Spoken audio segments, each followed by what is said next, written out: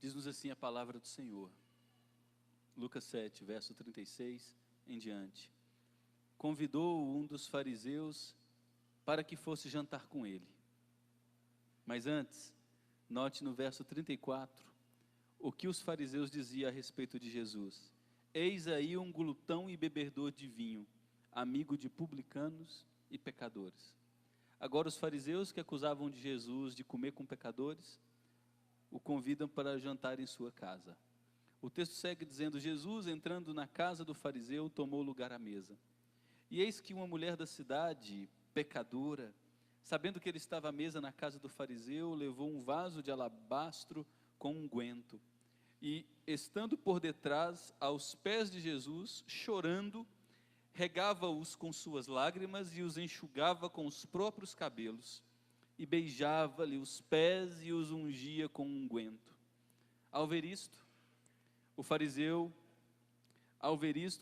que o convidara disse consigo mesmo, se este fora profeta, bem saberia quem e qual é a mulher que lhe tocou, porque é pecadora.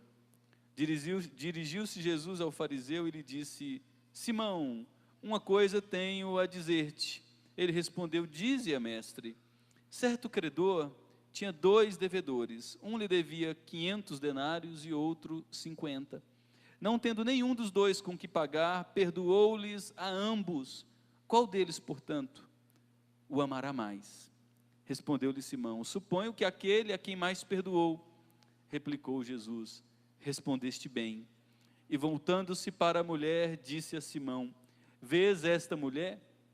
Entrei em tua casa e não me deste água para os pés. Esta, porém, regou os meus pés com lágrimas e os enxugou com os seus cabelos. Não me deste ósculo. Ela, entretanto, desde que entrei, não cessa de me beijar os pés. Não me ungiste a cabeça com óleo, mas esta, com bálsamo, ungiu os meus pés.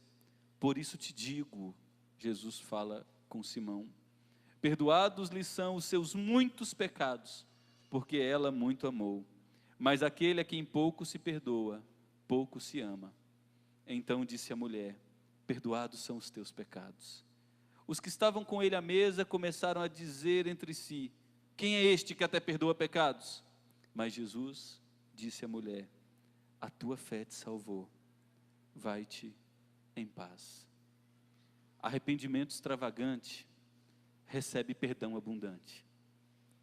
Guarde essa frase, porque ela sintetiza a reflexão da nossa noite e a exposição desse texto. Arrependimento extravagante recebe perdão abundante. Nós vemos que Lucas, ele constrói esse momento de Jesus na casa do fariseu, logo depois de receber a afronta. Ele come com pecadores e publicanos.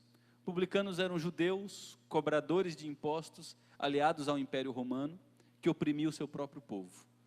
Eram considerados gente impura, gente de péssima reputação. E Jesus convivia com os publicanos e os pecadores de maneira muito confortável. Agora esse mesmo fariseu, que olhava com Jesus com certa desconfiança, o convida para ir à sua casa. E Lucas está nos mostrando que Jesus não faz acepção de pessoas.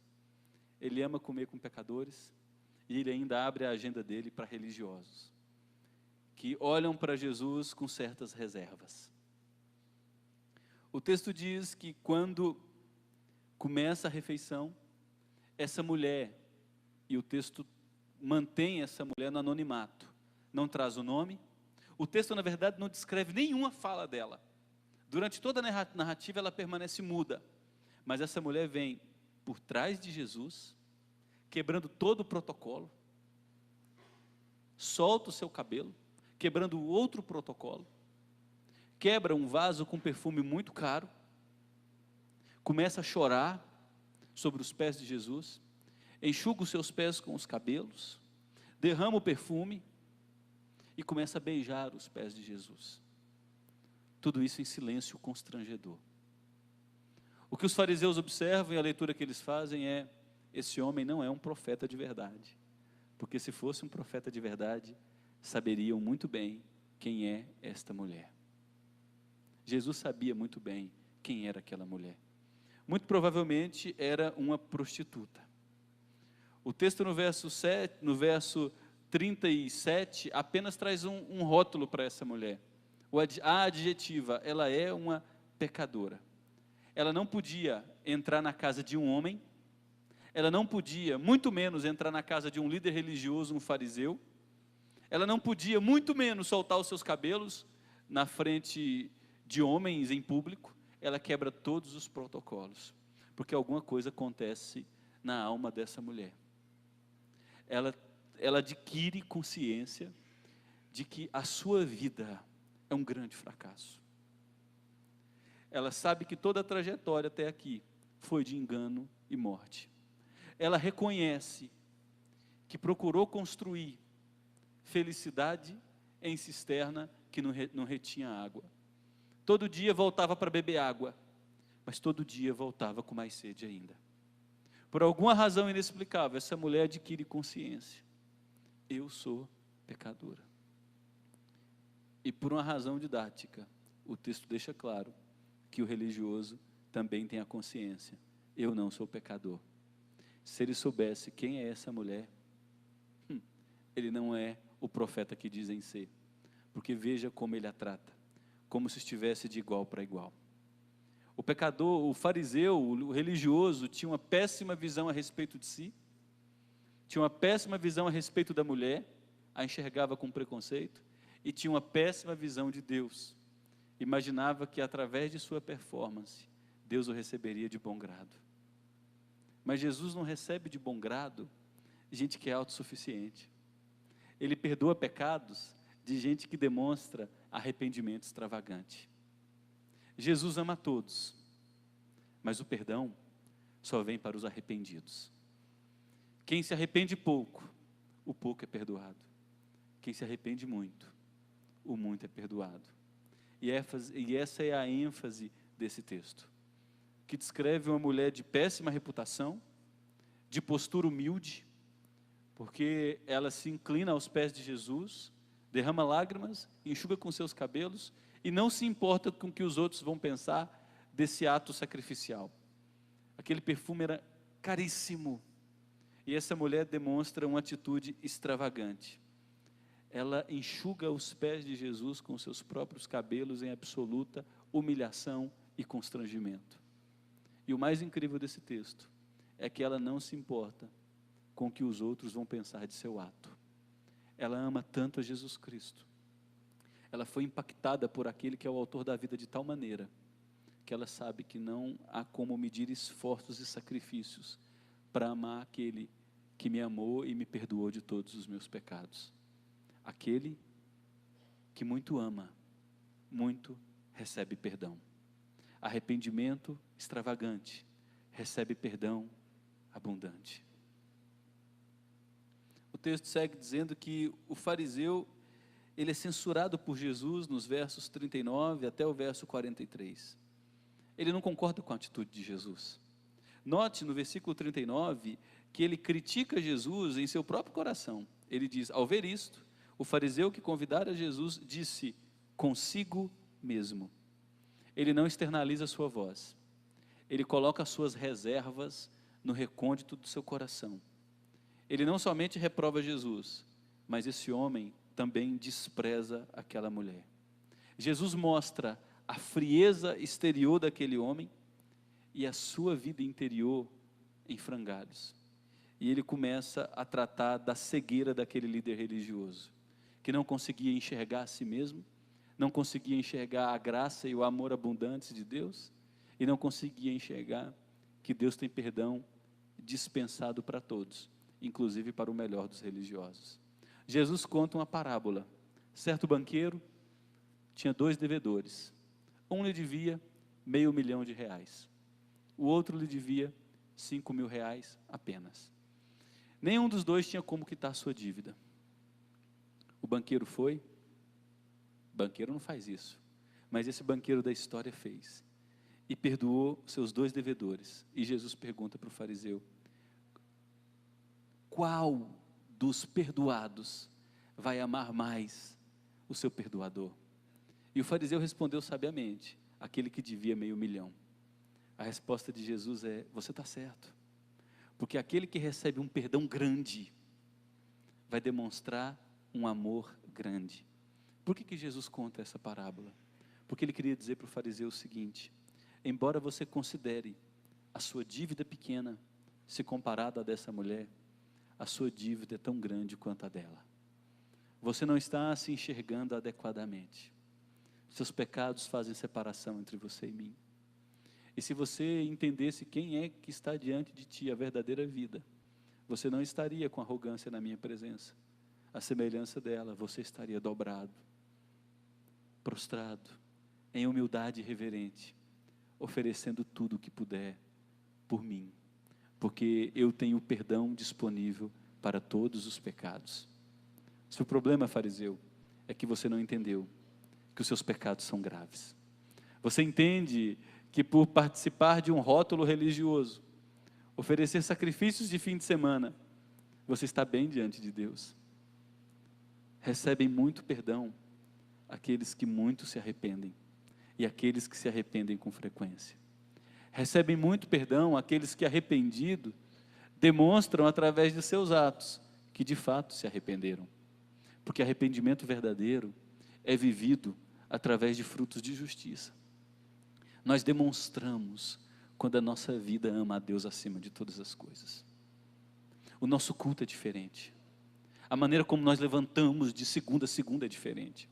A maneira como nós realizamos os nossos negócios, como nós nos comunicamos com nossas mulheres, como nós tratamos os maridos, como nós educamos os filhos, como nós trabalhamos. Quando o nosso amor por Jesus tem essa percepção de que fomos perdoados de todos os pecados, o nosso jeito de viver expressa um sacrifício de adoração extravagante.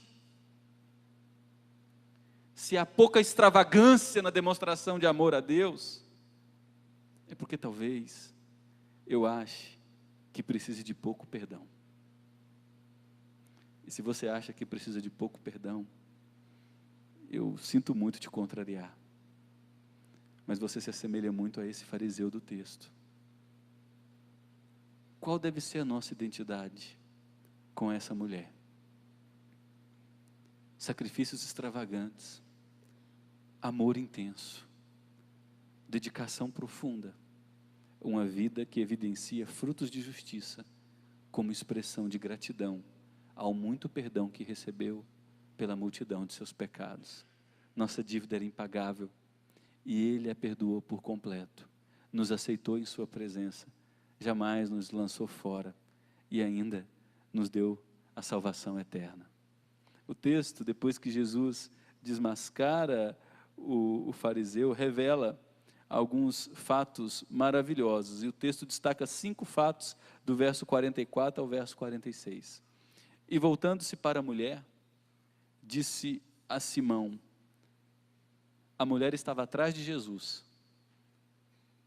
toda a cena acontece com ela jogada aos seus pés, é como se ele agora afastasse um pouco de seu assento, ficasse lado a lado com ela, olhando para ela, mas sem perder o campo de visão do fariseu, dissesse a ele, vês esta mulher? Entrei em tua casa e não me deste água para os pés, ela porém regou os meus pés com lágrimas e os enxugou com seus cabelos. Não me beijou, que é o ósculo santo, como era algo daquela cultura, ela entretanto desde que entrei não cessa de me beijar os pés. Não me ungiste a cabeça com óleo, mas esta com bálsamo ungiu os meus pés. Por isso, perdoados lhe são os seus muitos pecados. E agora Jesus aplica a parábola que ele contou, porque ela muito amou. Mas aquele a quem pouco se perdoa, pouco se ama. 5 destaques nesses versículos. O primeiro deles é um grande arrependimento. Essa mulher demonstrou na presença de Jesus grande arrependimento. O fariseu devia-lhe ter dado água para lavar os pés, que era um costume daquela cultura, e não deu. Ela derramou suas lágrimas em seus pés. O fariseu devia ter dado um beijo na face de Jesus, que era outro aspecto de sua cultura. Também não o fez. Aquela mulher não cessava de derramar suas lágrimas e de enxugar com seus cabelos. O fariseu devia ter ungido sua cabeça com óleo. Chega cansado das rotinas do dia a dia. unge com óleo, lava com óleo para ficar refrescante do calor do Oriente. Aquela mulher não parava de derramar o perfume em seus pés e de beijá-lo, ungindo-o. Jesus nos mostra que aquela mulher demonstra um grande arrependimento. Aquele homem, por se considerar justo, não demonstra arrependimento e nem constrangimento diante de Jesus Cristo. O segundo ponto que esse texto destaca é o grande perdão. Jesus, que sonda os corações, por conhecer o arrependimento daquela mulher, lhe concede uma multidão de perdão. O amor de Jesus é incondicional, mas o seu perdão é fruto do nosso arrependimento. Se não houver arrependimento, nós não recebemos o perdão dos pecados. O terceiro destaque que esse texto traz é a imagem do grande Redentor. Se você olhar os versos 48 e 49, os convidados começam a questionar Jesus. Quem é esse que pensa que pode perdoar pecados? Mas ele, sabendo que havia vindo enviado da parte de Deus, olha para aquela mulher e diz: filha, perdoados estão, e note a expressão, os teus muitos pecados.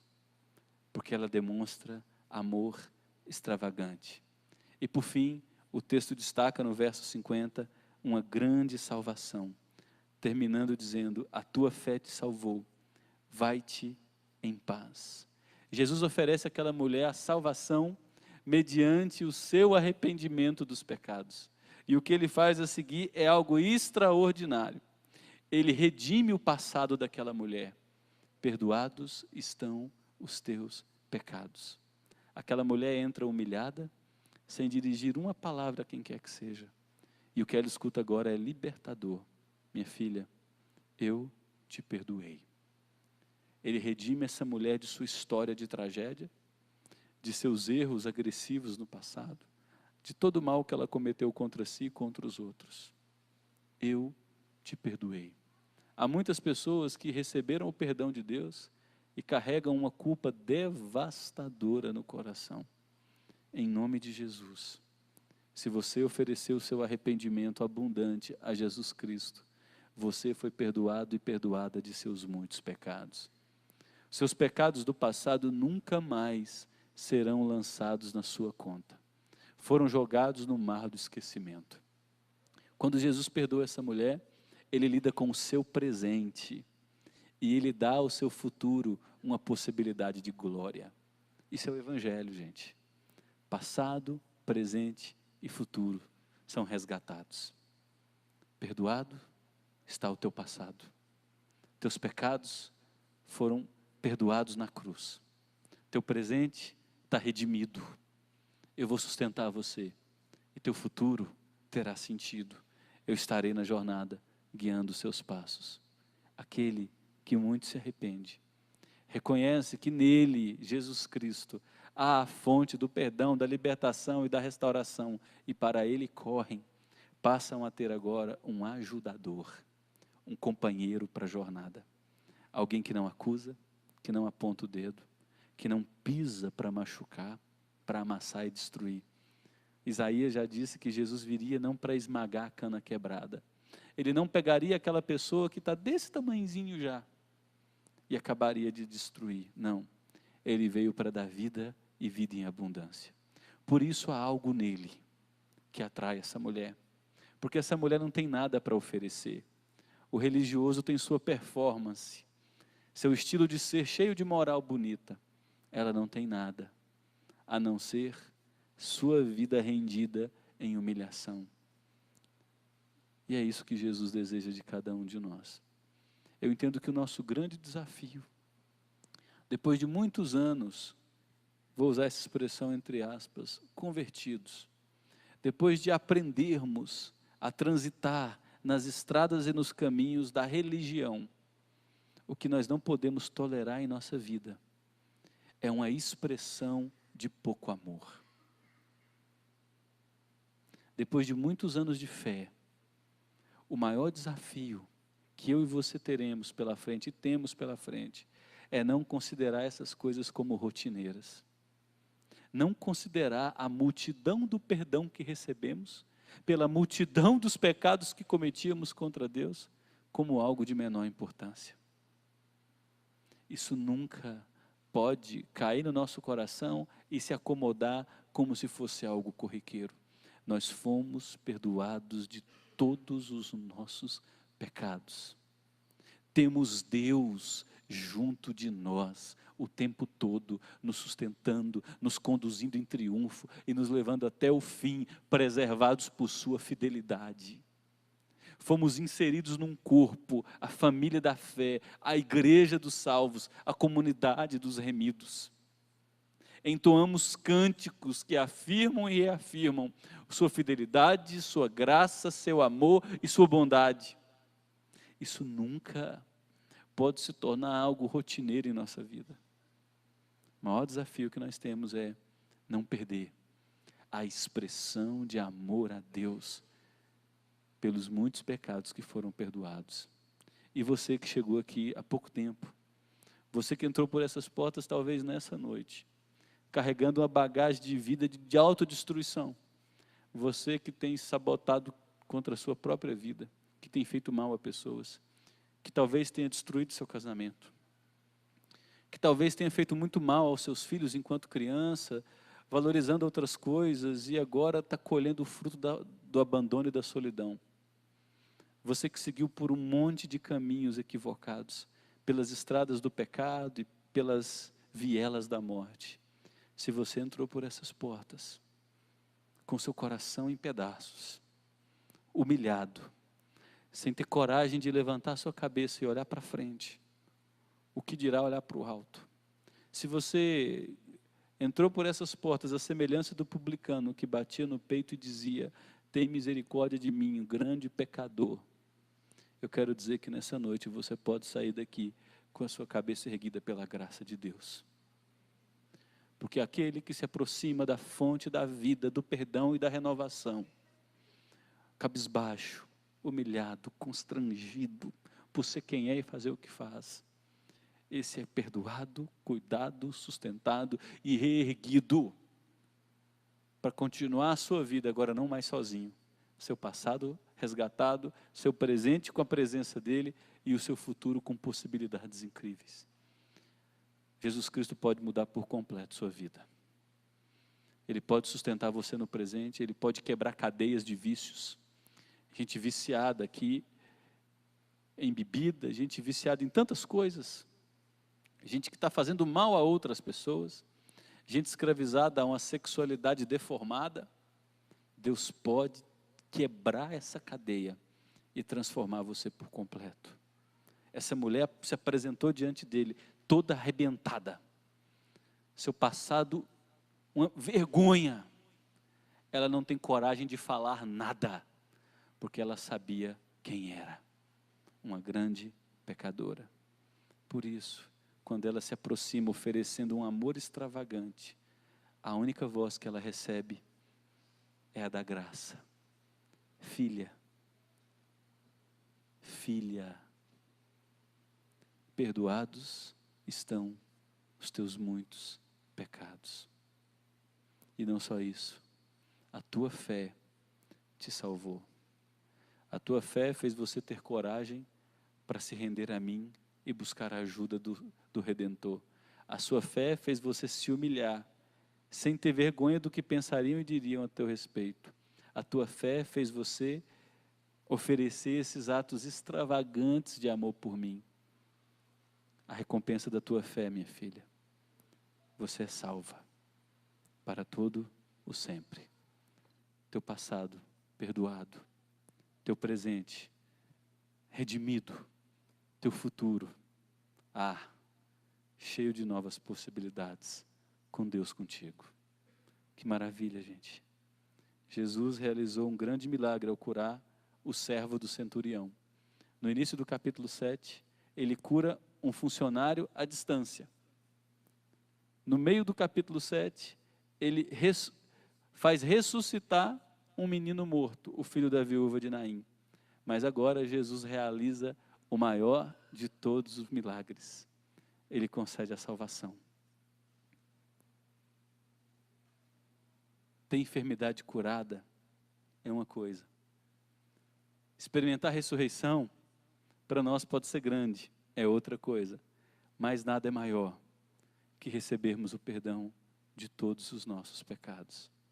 Seja como você tenha entrado por essas portas, independente do que você tenha trazido de bagagem em sua alma, não importa quão inútil você esteja se sentindo diante de Deus, quão envergonhado por ser quem é na presença de Deus, você pode nesse momento ir até Ele e dizer: eu não tenho nada para te oferecer, tenho vergonha até de falar contigo, mas toma aqui a minha vida, pega quem eu sou, faz tudo de novo, refaz a tua maneira, redima a minha história, coloque tua presença perto de mim, nunca me abandone, e muda o meu futuro, porque do jeito que eu estou, meu futuro será desastroso. Sê comigo, sê propício a mim, Salvador bendito. E se você entrou por essas portas também, muito confiante em si, eu quero te convidar a desconfiar de você. Porque nas Escrituras a gente vê que há mais prostitutas se arrependendo do que religiosos se convertendo. Então, se você se sente confortável demais em participar de guetos religiosos, de momentos assim, desconfie o tempo todo de seu próprio coração. E lance como desafio em sua alma: eu nunca posso me acostumar com a maior de todas as dádivas, o perdão da multidão dos meus pecados. Isso nunca pode se tornar rotineiro em minha vida. Meu culto, minha vida precisa ser de amor extravagante, porque eu recebi o amor extravagante de Deus no perdão da multidão dos meus pecados.